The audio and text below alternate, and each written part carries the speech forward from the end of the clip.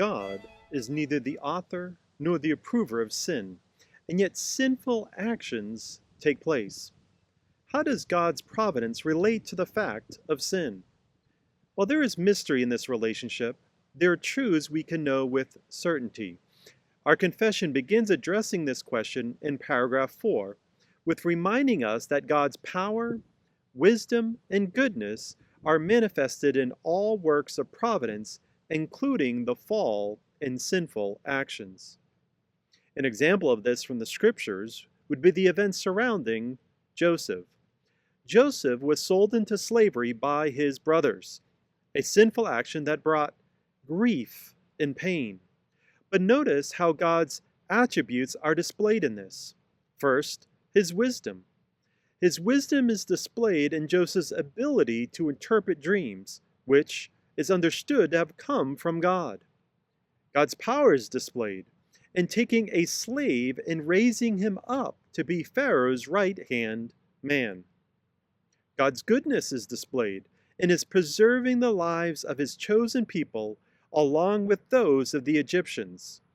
Joseph says as much when he declares to his brothers, "As for you, you meant evil against me, but God meant it for good in order to do what has happened on this day to keep many people alive." We must keep in mind that when we discuss this topic, that God is most righteous and holy. As Revelation 16:5 says, "And I heard the angel of the waters saying, Righteous are you, who is, and who was, O Holy One, because you judge these things." Therefore, God is not the author of sin. He created man upright and good. God never approves of sin. Paragraph 5 addresses how God will leave his children for a time in their sin and do so for a reason. Our Heavenly Father will sometimes do this to us to chastise us for former sins, and at other times so that we discover the hidden corruptions of our sin. One example is Peter's denial of Christ. It was decreed that he would deny Christ. And we see the event unfold in Mark 14:66 and following. Peter's not left in his sin, but is restored by Christ. For what purpose does our loving Father have in this? One purpose may be that we may be humbled. Another may be that we might be drawn closer to God for support. A third purpose might be that we would be all the more watchful. Or it may be a combination of these three. Ultimately, however, it is for His glory and our good. As Romans 8:28 says, "And we know that for those who love God, all things work together for good for those who are called according to His purpose." By contrast, paragraph 6 speaks to God's providence and the unbeliever.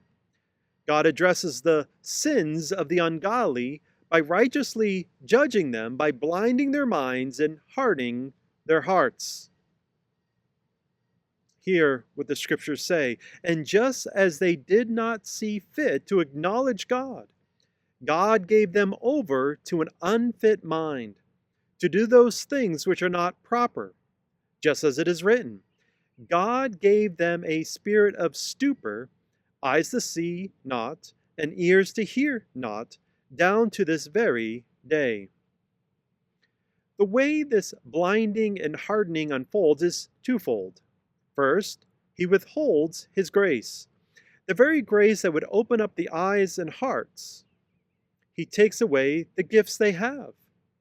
As a result, their state is such that they are given over to their own lusts, the temptations of the world, and the power of the devil. The final paragraph of this chapter addresses the relationship of providence to the church.